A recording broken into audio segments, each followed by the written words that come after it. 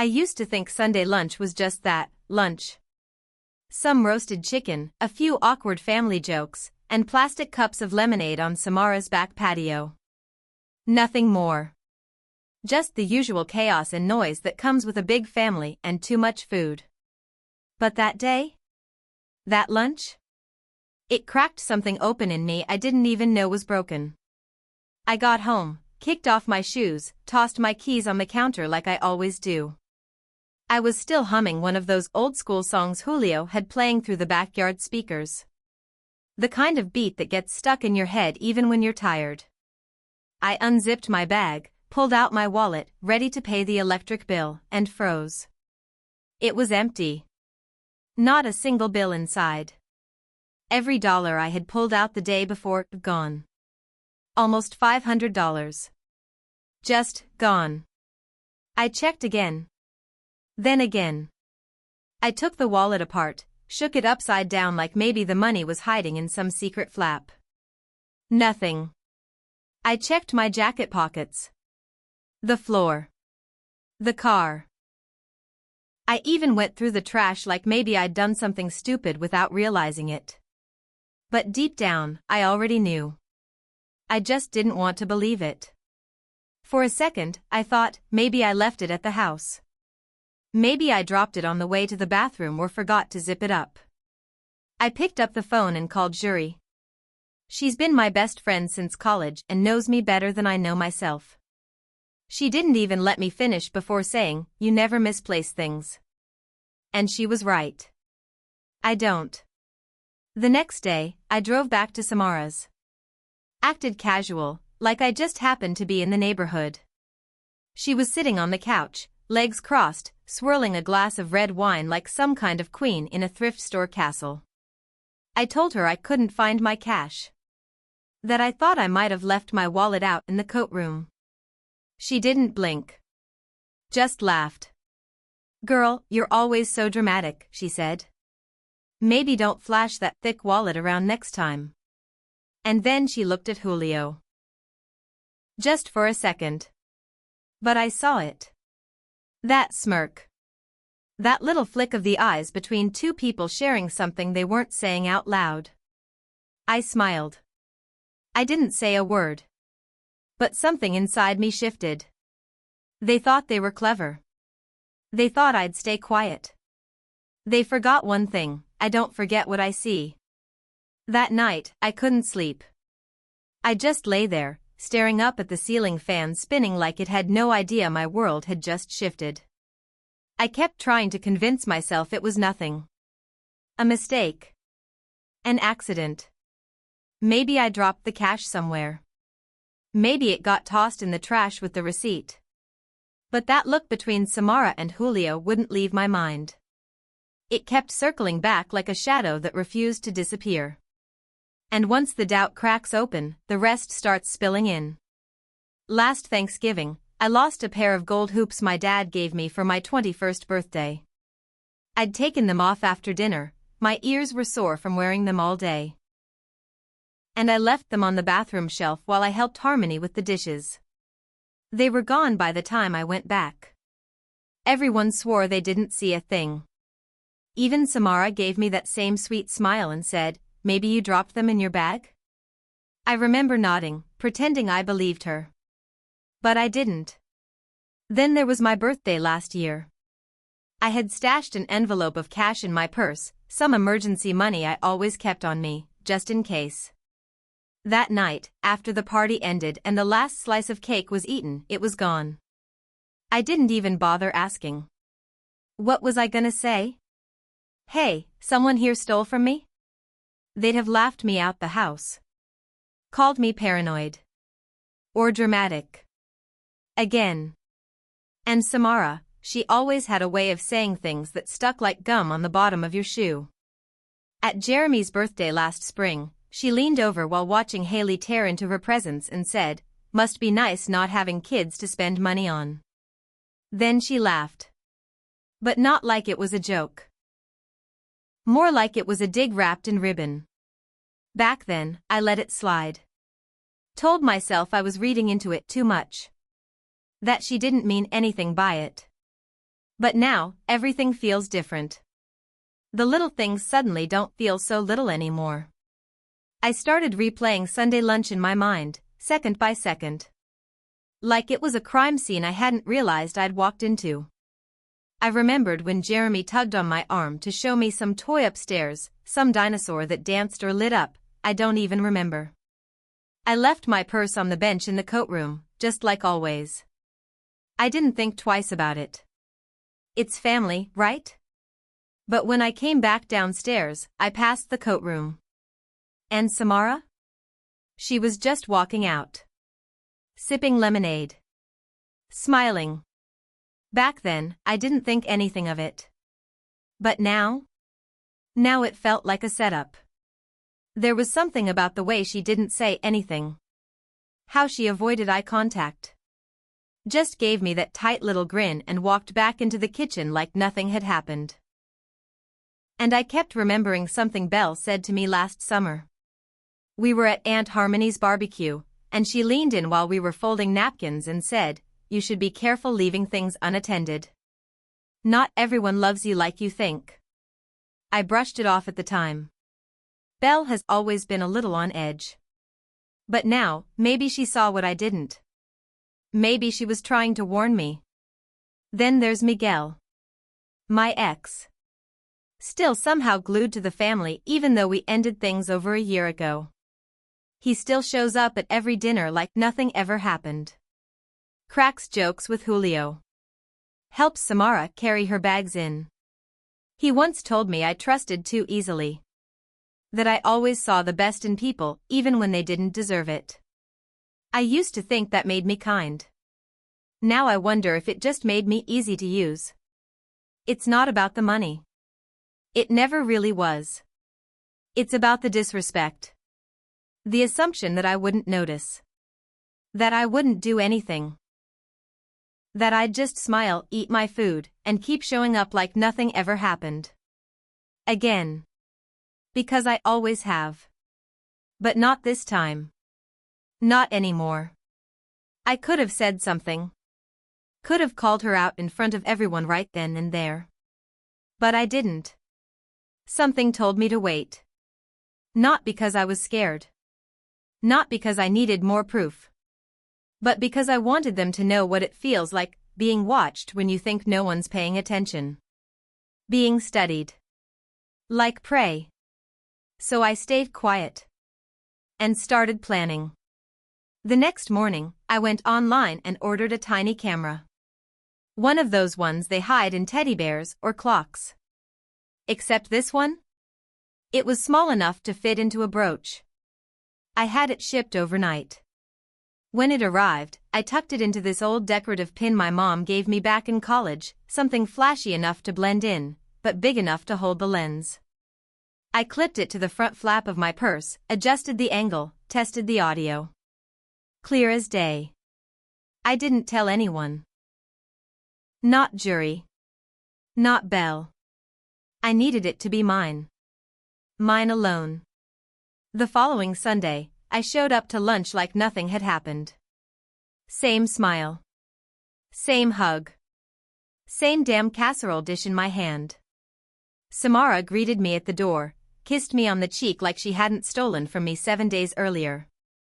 Julio gave me that lazy grin, the kind that always felt more like a smirk. I told myself, just a few more hours. I placed my purse down in the coat room, right where I always leave it. Then I walked into the kitchen and poured myself some lemonade, same way I always do. I sat at the table. Made conversation. Laughed when Harmony told a ridiculous story about her neighbor's broken fence. I let them believe I was still playing the role, still clueless, still kind, still the dependable one. Midway through lunch, I noticed Samara get up. Said she needed to check on the pie. Julio got up too. Said he had to help her carry in the whipped cream from the garage. 2 people. 2 excuses. Same direction. They disappeared for maybe 6 minutes. Maybe less. But my stomach twisted the entire time. When they returned, Samara was glowing. Laughing harder than before. Julio leaned back in his chair like he'd just scored the winning shot. I kept my face calm. Finished my food. Pretended I didn't feel the heat rushing through my spine. I left right after dessert. Said I was tired. Hugged everyone goodbye. Thanked Samara for the food. She squeezed me tight and whispered, "Next time, bring that cornbread again. You know we love it." I nodded. And walked out the door like nothing was wrong. When I got home, I went straight to the coat rack.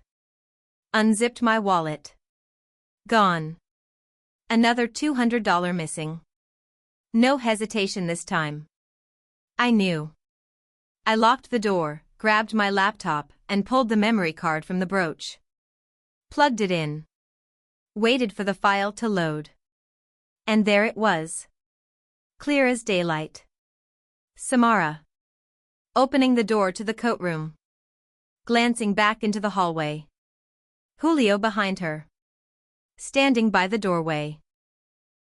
Watching. She walked straight to my purse, unzipped it with one hand, and reached inside like she'd done it 100 times before. Pulled out the bills. Counted them. Stuffed them into her bra. Julio never looked away. Then she bent down and rummaged through the side pocket, the one I never touch, the one I keep zipped for a reason. She pulled out something small. Held it in her palm.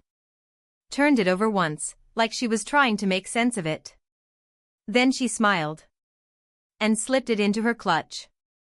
I hit pause. Leaning in, I rewound the footage. Zoomed in. It was a photo. Faded. Black and white. The edges torn just slightly. A picture of my grandmother Eloise, when she was 17. Standing barefoot outside the old family house in Mississippi. Hair tied in a red scarf. Laughing like the world hadn't tried to break her yet. That photo had lived in my wallet since the day she died. Not because it was valuable. But because it was sacred. I sat there frozen. My hand trembling on the mouse. They didn't just steal from me. They didn't just take cash. They stole something that lived in the softest, deepest part of me. The part one never show. The part one protect. They stole from my heart. And this time, I wasn't letting it go. I didn't sleep much that night. But it wasn't like before, not the restless, anxious kind of sleep you fight with every toss and turn. This was different. This was planning. I laid there, wide awake, thinking one thought over and over. Not police. Not yet. No. They needed to feel what I felt. Not from a stranger in uniform. From me. So I sent out the invites the next morning. "Let's do brunch at my place next Sunday," I texted. Haven't had everyone over in a while. Samara was the first to respond with a heart emoji and a gif of clinking mimosas. Julio gave me a thumbs up. Miguel said he'd be there if he didn't get called into work. Jury offered to bring fruit salad. Harmony said she'd make her famous peach muffins. Belle asked what time. I told them 11 sharp. All week, I kept the footage backed up on 2 USB drives and 3 cloud folders. I bought an HDMI adapter. Cleaned my living room. Lit candles. Laid out pastries like I was preparing for a reunion, not a reckoning. Sunday morning came. And one by one, they arrived. Laughter. Hugs. Shoes off at the door. Harmony floating through the room in her floral shawl, Belle talking about some new yoga teacher she hated. Miguel joking about brunch being the only reason he's up before noon. Julio carrying a casserole dish Samara definitely didn't make. Jeremy zooming around the coffee table with a toy plane. I played the part. Refilled drinks. Passed around napkins. Let them talk. Until the room settled into that soft hum, the one that comes when bellies are full and guards are down. That's when I stood up. Tapped the side of my glass with the end of my fork. It wasn't loud. But it was enough. They all turned. Smiling. Curious. Except for Samara. She didn't smile. She stared. Straight ahead. Not blinking. I cleared my throat. Last week, I said, someone took something from me. A few people chuckled, thinking I was about to launch into some story. But I didn't smile. I'm not joking, I said. Someone took two things, actually. My money, and a photo of my grandmother. Silence. Samara's face didn't move. Julio took a sip of his wine like it didn't concern him. I walked over to the TV, plugged in my laptop, clicked the file, and pressed play. The video started. The angle was clear. The coat room. The purse. The hands. No one breathed. Gasps broke the silence like glass shattering on tile. Belle covered her mouth. Jury whispered, "Oh my God." Miguel stood up, hands on his head. You serious right now? Harmony looked like someone had knocked the wind out of her. The video played on. Samara reaching in. Counting bills. Slipping them into her bra. Julio standing watch. Her fingers pulling out the photo. Looking at it. Smiling. I let it run to the end. Then clicked pause. Silence again. Until Samara stood up, laughed once, sharp and bitter, and said it was a joke. We were gonna return it. Return it. Like my trust came with a gift receipt. I didn't raise my voice. I didn't cry. I just looked at her and said, you stole from me. You mocked me. And worst of all, you acted like I'd never do anything about it. I glanced around the room. But here we are. No one moved. Julio muttered something I didn't catch under his breath, stood up, and walked toward the door. Samara followed. No apologies. No explanations. Just that same smirk, cracked around the edges. They left. The front door clicked shut like a final line in a story I never agreed to be part of. I stood there for a second. Then turned back to the room. No one knew what to say. So I sat back down. And took a bite of my muffin. The next morning, the phone started ringing before I even got out of bed. First it was Samara. Then Julio. Then my mother. Voicemails. Texts. Missed calls. All stacked up like a wall I didn't ask for. None of them apologized. Not really. Just messages laced with confusion, panic, guilt wrapped in fake calm.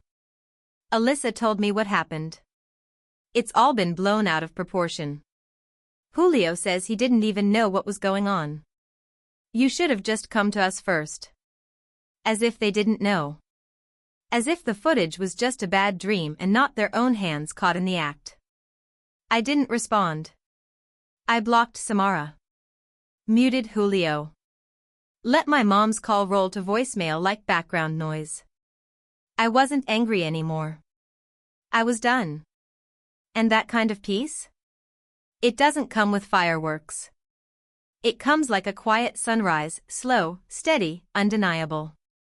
For the first time in years, I started waking up without a pit in my stomach. Without the weight of someone else's needs balancing on my shoulders. I stopped checking my account 10 times a day. Stopped waiting for the next emergency text. I started building the thing I'd put off for far too long. My wellness brand. Something I'd dreamt about since college. Simple, honest products. Self-care rooted in boundaries and healing. I'd always said I was waiting for the right time, but the truth was, I was waiting to stop being tired. Now, I wasn't tired anymore. I filed my LLC. Built a website from scratch. Sketched logo ideas at night with a mug of herbal tea and my favorite playlist humming low in the background. And people noticed. Jury sent me a handwritten card, real ink on real paper. Inside it said, "You did what we all wish we had the strength to do. Proud of you doesn't even cover it." I cried when I read it. But not out of sadness. Out of release. A few weeks later, I hosted a soft launch for my brand. Just something small: candles, oils, a few skincare samples I'd poured my savings into. Friends, a few neighbors, some folks I hadn't seen since college. I didn't expect anything huge. Just presents. Just peace. That's when Oakland Zamora walked up to me. We didn't know each other directly. A friend of a friend. Polite smile. Clear eyes. She said, "I saw your story, and I just want to say, thank you." I blinked. I've been stuck in a cycle like that for years. Afraid to speak up. Afraid to disappoint people who never cared whether I was drowning. Watching you, it gave me something I didn't know I needed. She reached out and touched my hand. That took courage. People like me needed to see that. I smiled. Not because I wanted praise. But because it meant something. That maybe this wasn't just about me anymore. Later that night, I sat on my couch, barefoot, holding a warm mug of cinnamon tea. The framed photo of my grandmother sat beside me now. I had cleaned it, placed it in a glass frame with a pressed flower in the corner, just like she would have done. She looked happy. Whole. And I whispered, "I'm okay now." But just when I thought the door was closed, something unexpected happened. A knock. I opened the door. And there stood Jeremy. My little nephew. The same one who dragged me upstairs to show me his toy the day my wallet was emptied. He held something in his hand. "I think this is yours," he said. It was the second photo. The one of me and Grandma at the church picnic. The one I hadn't even realized was missing. I crouched down, confused. "Where did you get this?" He looked over his shoulder like he wasn't sure he should say. Then he whispered, "Tia Samara said to throw it away, but I kept it." And just like that, my chest cracked open again. Not from pain this time. From gratitude. Because somewhere in all that mess, someone had still chosen right. I hugged him tight. Tight enough to let go of everything else. And in that moment, I knew. I used to believe staying quiet kept the peace. But sometimes silence protects the wrong people. And the moment I spoke up was the moment I found myself again. Have you ever stayed silent just to keep peace in your family? Do you think I was right to expose my sister-in-law? Drop your thoughts in the comments. And if this story hit home, subscribe. We've got more true stories you'll never forget.